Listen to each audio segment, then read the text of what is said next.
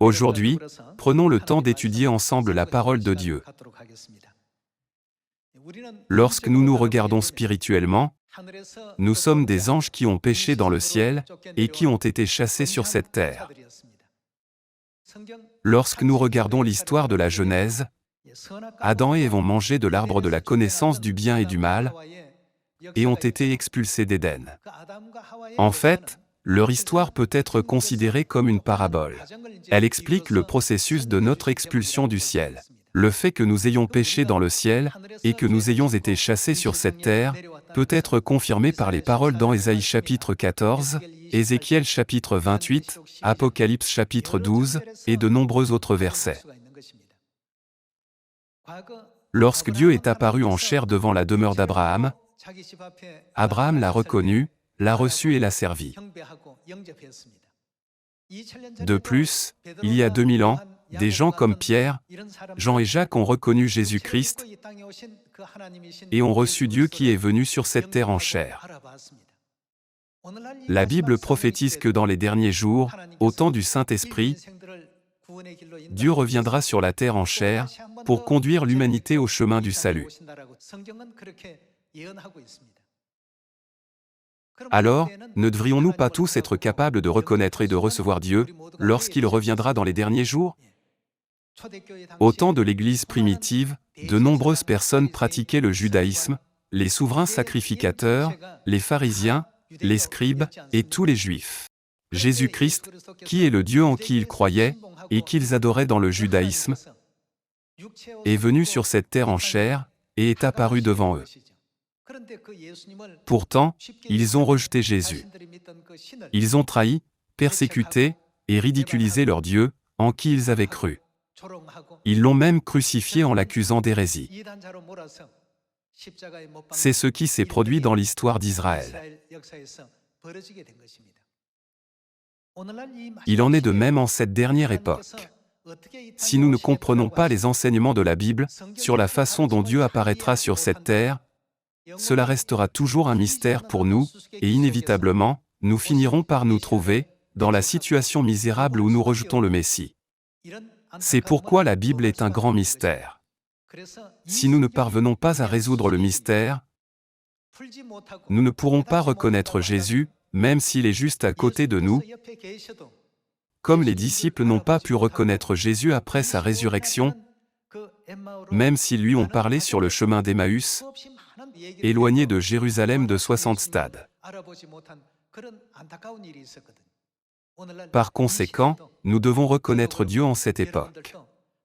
C'est pourquoi le prophète Osée a écrit dans Osée chapitre 6, « Cherchons à connaître Dieu ». Comme vous le savez très bien, aux États-Unis, il y a le célèbre Empire State Building.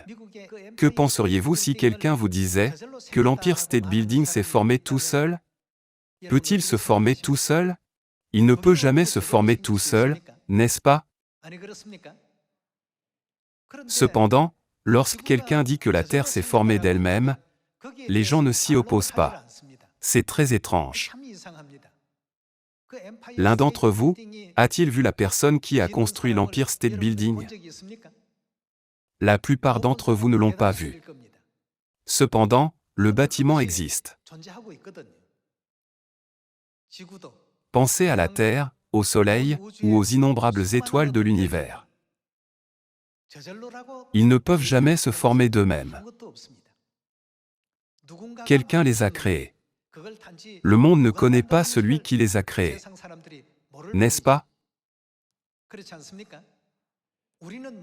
Nous ne savons pas qui les a créés, mais puisqu'ils existent maintenant, quelqu'un a dû les créer.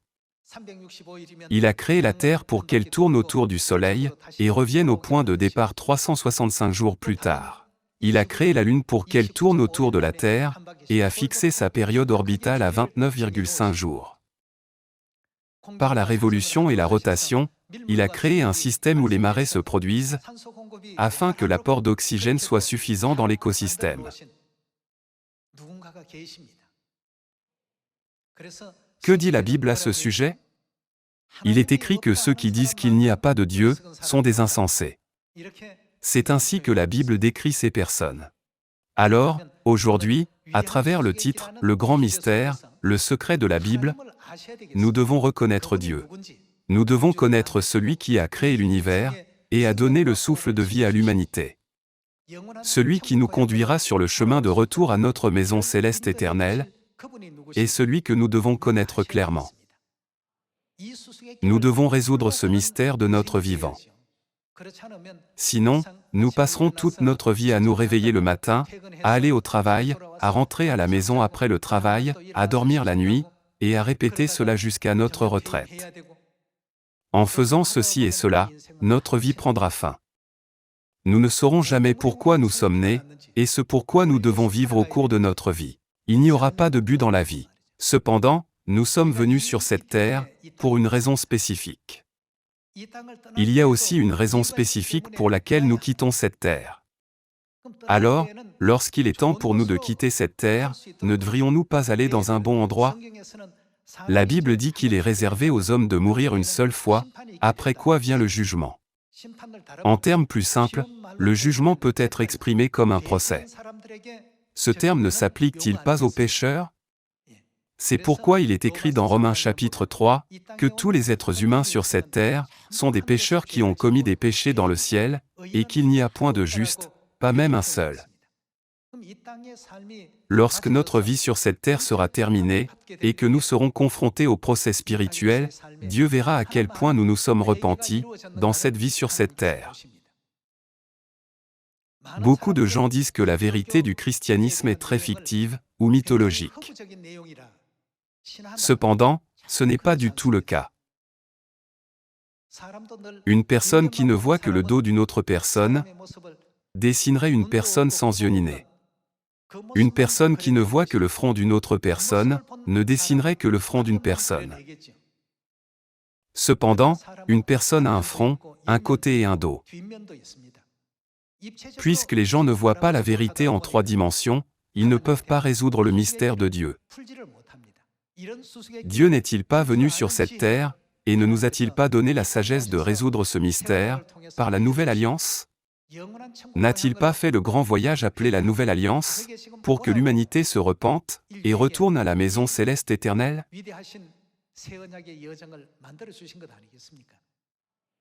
À ce propos, ouvrons ensemble la parole de Dieu. Voyons Apocalypse chapitre 22, verset 18.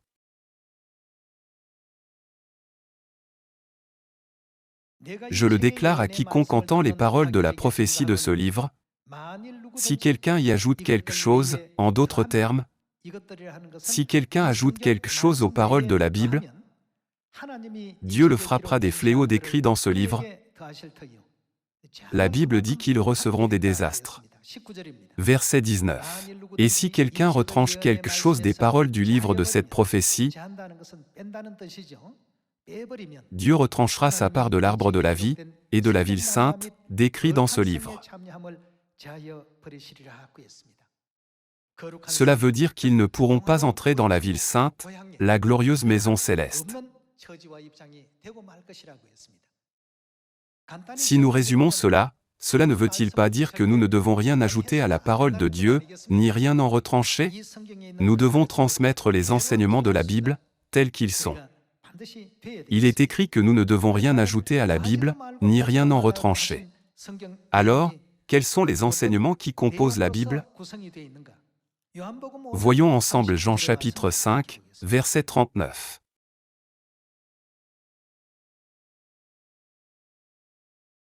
Dans le chapitre 5, verset 39, Jésus dit, « Vous sondez les Écritures, parce que vous pensez avoir en elles, quoi?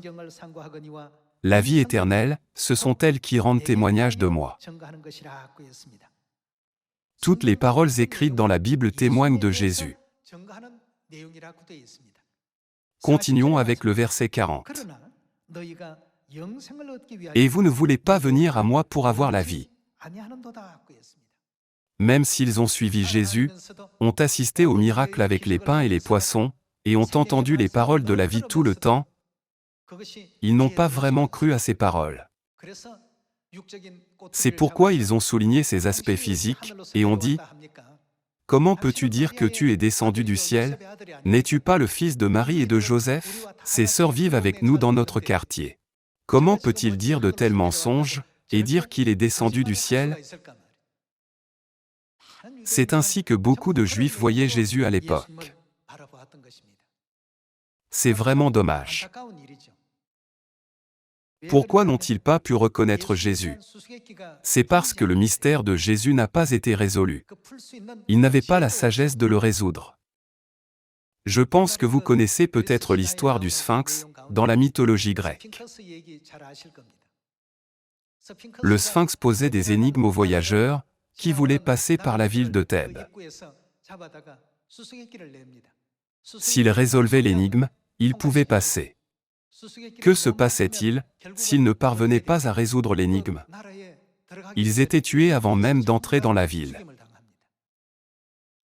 Nous devons faire face à notre réalité spirituelle. La Bible est l'énigme spirituelle et le grand mystère. La Bible n'est pas un classique ou une œuvre littéraire, mais ce qui nous permet de voir le monde spirituel invisible. Concernant ce mystère, Jésus explique dans Jean chapitre 5, « Ce sont les Écritures qui rendent témoignage de moi. » Le livre des psaumes rend témoignage de Jésus, et la Genèse rend également témoignage de Jésus.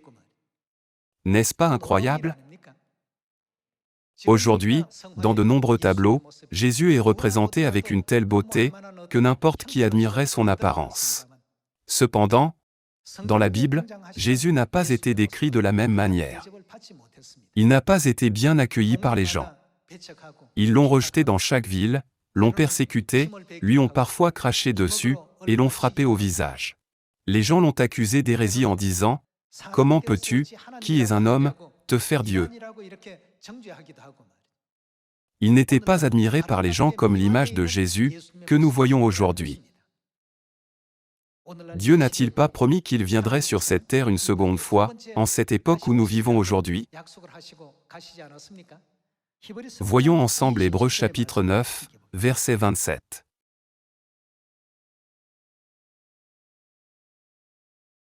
Chapitre 9, verset 27. Et comme il est réservé aux hommes de mourir une seule fois, après quoi vient le jugement, de même Christ, qui s'est offert une seule fois pour porter les péchés de beaucoup d'hommes, apparaîtra sans péché, combien de fois? Une seconde fois à ceux qui l'attendent pour leur salut.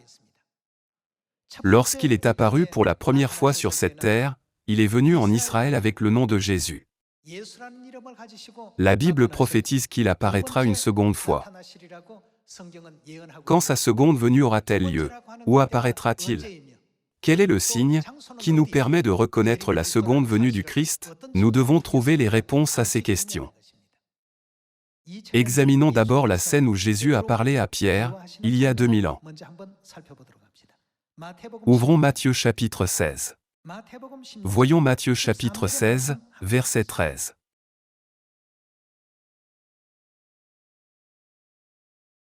Jésus, étant arrivé dans le territoire de Césarée de Philippe, demanda à ses disciples, « Qui suis-je au dire des hommes, moi le Fils de l'homme » Ils répondirent, « Les uns disent que tu es Jean-Baptiste, les autres, Élie, les autres, Jérémie, ou l'un des prophètes. » Et vous, leur dit-il, qui dites-vous que je suis? Simon-Pierre répondit, « Tu es le Christ, le Fils du Dieu vivant. » Jésus a posé une énigme à ses disciples, « Qui dites-vous que je suis? Pourquoi me suivez-vous » Pierre a immédiatement répondu, « Tu es le Christ, le Fils du Dieu vivant. »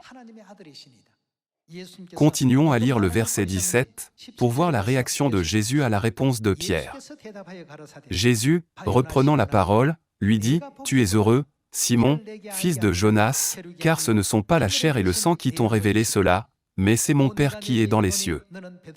Et moi, je te dis que tu es Pierre, et que sur ce roc je bâtirai mon église, et que les portes du séjour des morts ne prévaudront point contre elle.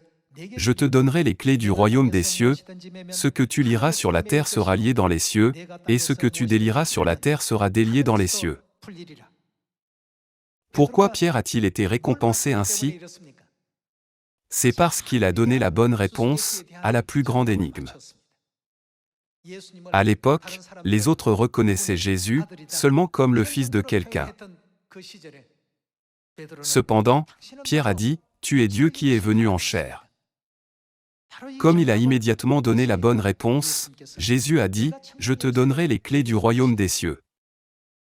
Il a donné à Pierre un grand pouvoir comme récompense. En revanche, les Juifs, qui ne connaissaient pas la véritable identité de Jésus, ont crucifié Jésus. Ils ont même crié, « Si nous sommes coupables d'avoir crucifié Jésus, que son sang retombe sur nous et sur nos enfants. » Cela ne nous montre-t-il pas à quel point les gens du monde n'ont pas reconnu Jésus? Pour cette raison, que dit Jésus dans Matthieu chapitre 11? Jésus dit, « Heureux celui pour qui je ne serai pas une occasion de chute. » Puisque toute l'humanité sur la terre ne sait pas comment se repentir de ses péchés, elle choisit son propre mode de vie. Dieu a eu pitié de cette humanité et a porté la tente de la chair pour enseigner à l'humanité le moyen de retourner au royaume des cieux. Maintenant, examinons la situation des chefs religieux et des personnes considérées comme privilégiées à l'époque. Examinons les paroles écrites dans Actes chapitre 24, verset 5. Nous avons trouvé cet homme, qui est une peste, qui excite des divisions parmi tous les Juifs du monde, qui est chef de la secte des Nazaréens. Jésus est appelé Jésus de Nazareth. Jésus a grandi à Nazareth et a beaucoup prêché l'Évangile dans la ville de Nazareth. Puisque beaucoup de gens dans la société juive de l'époque portaient le nom Jésus, afin de le distinguer spécifiquement, les gens l'appelaient Jésus de Nazareth. Cependant, ici dans ce verset, ils ont décrit Jésus comme la secte des Nazaréens. Ici, le souverain sacrificateur, l'avocat, et les anciens accusent l'apôtre Paul devant le gouverneur en disant « Parce qu'il croit en la religion qui croit en Jésus, il doit être puni sans aucun doute. » Il traitait ceux qui croyaient en Jésus après son ascension au ciel, comme la secte des Nazaréens. C'était vraiment une porte étroite. Ceux qui ont reconnu Jésus sont ceux qui ont résolu le grand mystère. C'étaient les apôtres Pierre, Paul et Jean. Ces gens ne sont-ils pas les figures les plus admirées de toute la chrétienté aujourd'hui? Reconnaître Dieu, lorsqu'il vient sur cette terre en chair, n'est pas une tâche facile. Alors, que devons-nous regarder? Nous devons prêter attention aux paroles dans Jean chapitre 5, verset 39, où Jésus a dit, « Ce sont les Écritures qui rendent témoignage de moi. » Comment la Bible rend-elle témoignage de Jésus? Afin de trouver la réponse, examinons les paroles écrites dans Apocalypse chapitre 7, verset 1. Après cela, je vis 4 anges debout aux 4 coins de la terre, ils retenaient les 4 vents de la terre, afin qu'il ne souffle point de vent sur la terre, ni sur la mer, ni sur aucun arbre. Il est écrit, après cela. Cela indique l'événement dans le chapitre 6, les étoiles du ciel tombèrent sur la terre, comme les figues vertes d'un figuier, secouées par un vent violent. Le figuier symbolise à la fois la nation d'Israël et le peuple d'Israël, n'est-ce pas? Prophétiquement, le vent dans la Bible signifie la guerre. Par conséquent, d'un point de vue spirituel, on peut dire qu'après la Seconde Guerre mondiale, les anges retiennent actuellement la guerre. Au moment où ces vents seront relâchés, la grande bataille finale d'Armageddon, la dernière bataille pour l'humanité, aura lieu. Continuons avec le verset 2. Et je vis un autre ange, qui montait du côté du soleil levant, et qui tenait le sceau du Dieu vivant. D'où vient l'ange? Il est écrit, du côté du soleil levant. Par conséquent, le dernier ministère de l'Évangile doit commencer dans le pays de l'Orient, où le soleil se lève. Veuillez jeter un coup d'œil à la carte. L'île de Patmos, où l'apôtre Jean a reçu la révélation, est juste à côté de la Turquie, n'est-ce pas? En regardant le pays le plus à l'est à partir de là, vous trouverez la Corée du Sud. Voyons Apocalypse chapitre 1, verset 9.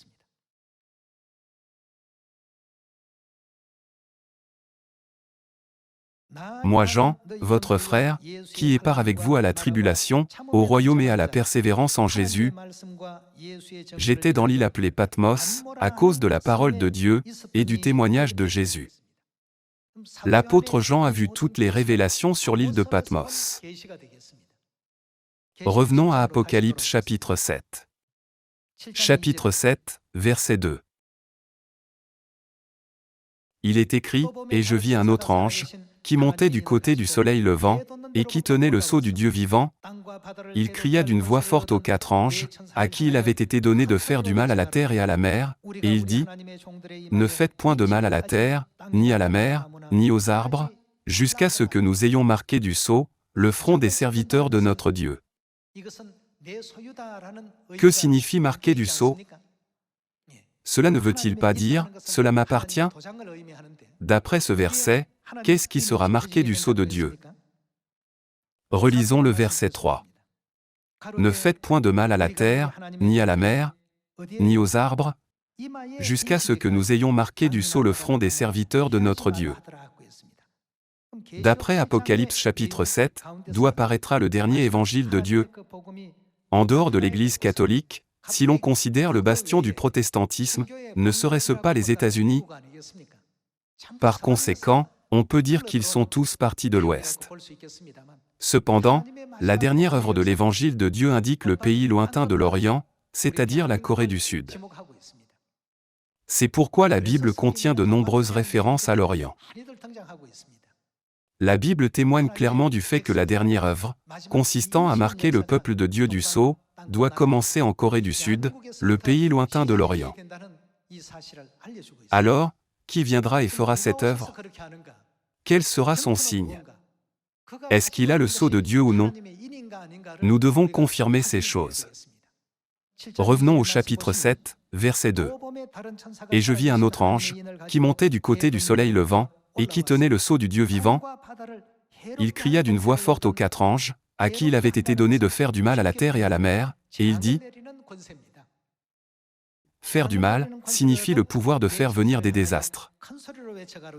Ne faites point de mal à la terre, ni à la mer, ni aux arbres, jusqu'à ce que nous ayons marqué du sceau le front des serviteurs de notre Dieu. Ne leur faites pas de mal. En d'autres termes, ne faites pas venir des désastres sur eux. Cette œuvre a lieu pendant que Dieu suspend les désastres. Le sceau dans la Bible peut être considéré comme une marque, par laquelle nous pouvons échapper au désastre. Allons à Ézéchiel chapitre 9, verset 4.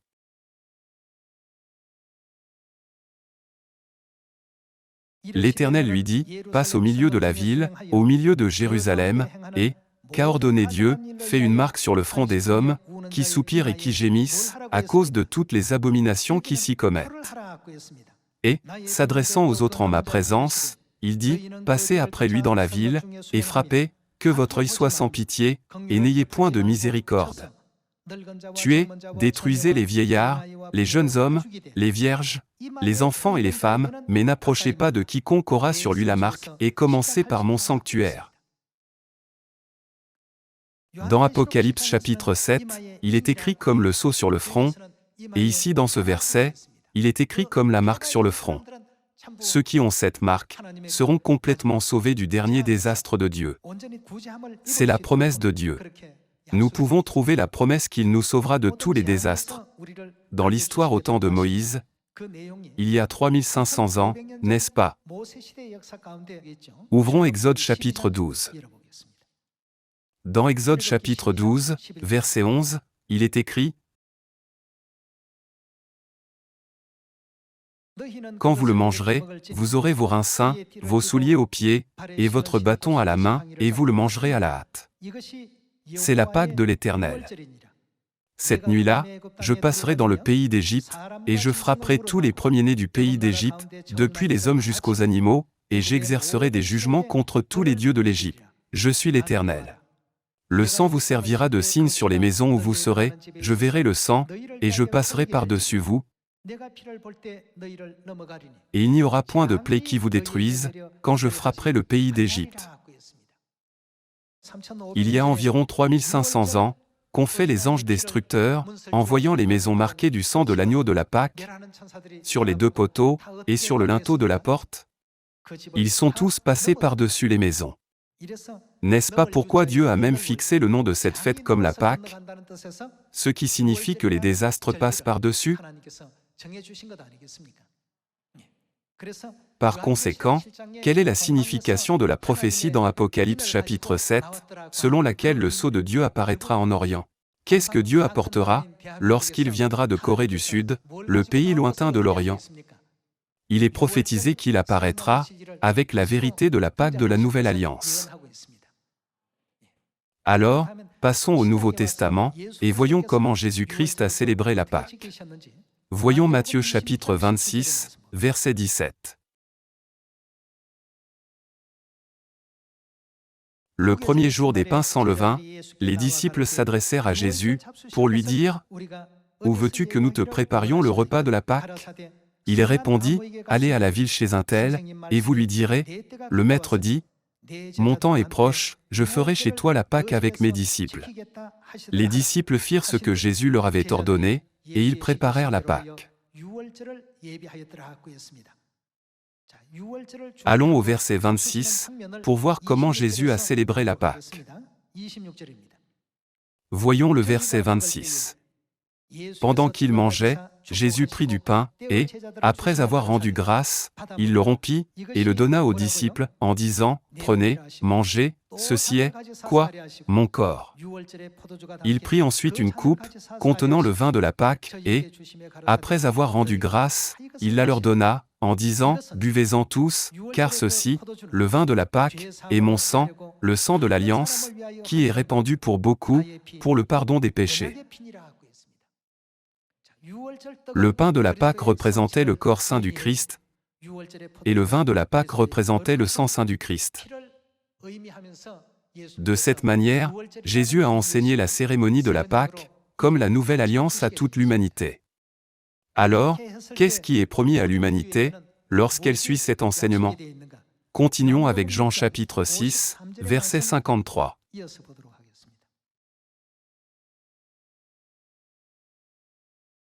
Jésus leur dit, « En vérité, je vous le dis, si vous ne mangez la chair du Fils de l'homme, et si vous ne buvez son sang, en d'autres termes, si vous ne mangez pas la chair de Jésus, et ne buvez pas son sang, vous n'avez point la vie en vous-même. Celui qui mange ma chair et qui boit mon sang a la vie éternelle, et je le ressusciterai au dernier jour. » Comment pouvons-nous manger la chair de Jésus, et boire son sang? Jésus a promis que le pain et le vin de la Pâque étaient la chair et le sang du Fils de l'homme, et a accordé la vie éternelle par eux. Jésus a mis cette précieuse promesse dans la vérité de la Pâque. Cependant, après que Jésus est monté au ciel, et que les apôtres ont quitté ce monde, l'Église a commencé à introduire des systèmes qui n'ont rien à voir avec le christianisme, tels que l'adoration de la croix, Noël, et le culte du dimanche, qui sont tous des règles de l'adoration du Dieu Soleil. Une controverse a surgi entre l'Église d'Orient et l'Église d'Occident qui était basée à Rome. C'est ce qu'on appelle la controverse pascale. Le mot pascal vient du terme grec pascha. Cela peut être trouvé dans l'histoire de l'Église. Vers l'an 155, la première tentative d'abolir la Pâque a eu lieu.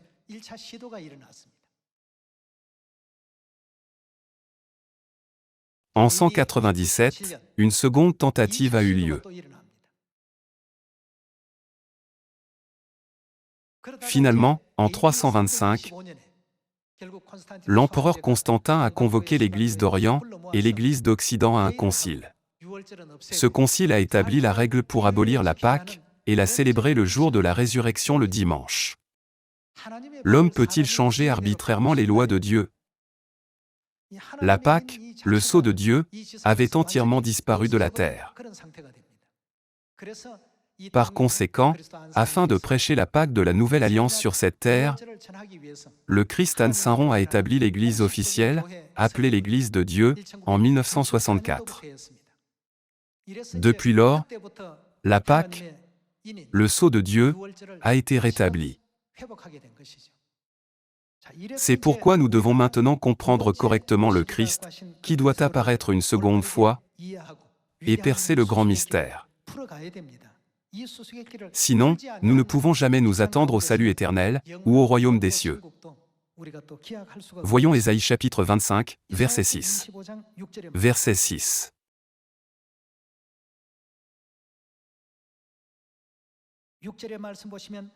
Il est écrit, « L'Éternel des armées prépare à tous les peuples, sur cette montagne, un festin de mets succulents, un festin de vin vieux. » Pourquoi le vin est-il décrit comme vieux? C'est parce que le vin de la Pâque n'avait pas été ouvert depuis l'an 325. La vérité de la Pâque a été cachée pendant environ 1600 ans. Dieu prépare un festin de vin vieux, de mets succulents, plein de moelle, de vin vieux, clarifié. Et, sur cette montagne, il anéantit le voile qui est sur tous les peuples, la couverture qui couvre toutes les nations, il engloutit la mort pour toujours.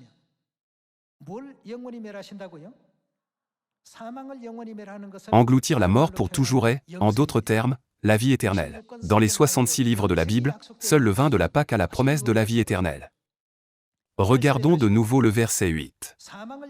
Il engloutit la mort pour toujours, le Seigneur, l'Éternel, essuie les larmes de tous les visages, il fait disparaître de toute la terre l'opprobre de son peuple, car l'Éternel a parlé.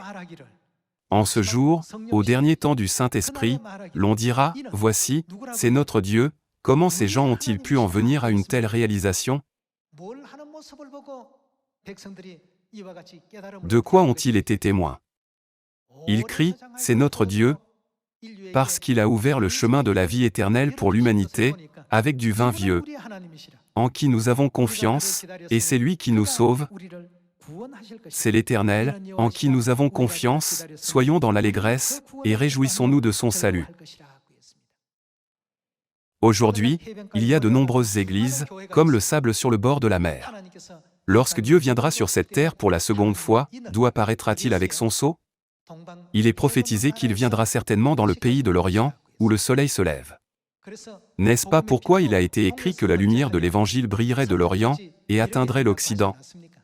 C'est la direction de l'Évangile. L'Évangile ne vient pas du monde occidental, vers le monde oriental, mais il doit plutôt être répandu du monde oriental, vers le monde occidental. À travers cela, l'humanité doit résoudre le plus grand mystère. Voici, c'est notre Dieu, en qui nous avons confiance. Soyons dans l'allégresse, et réjouissons-nous de son salut. Nous devons tous être capables de crier comme cela. Les gens qui poussent des cris ainsi dans Ésaïe chapitre 25, verset 9, sont ceux qui ont résolu le grand mystère. Lorsque Dieu nous demande, « Qui dites-vous que je suis ?» ne devrions-nous pas tous être comme Pierre, et dire, « Tu es le Christ, le vrai Dieu qui est venu sur cette terre en chair ?» Par cela, j'aimerais conclure le sermon. Merci beaucoup.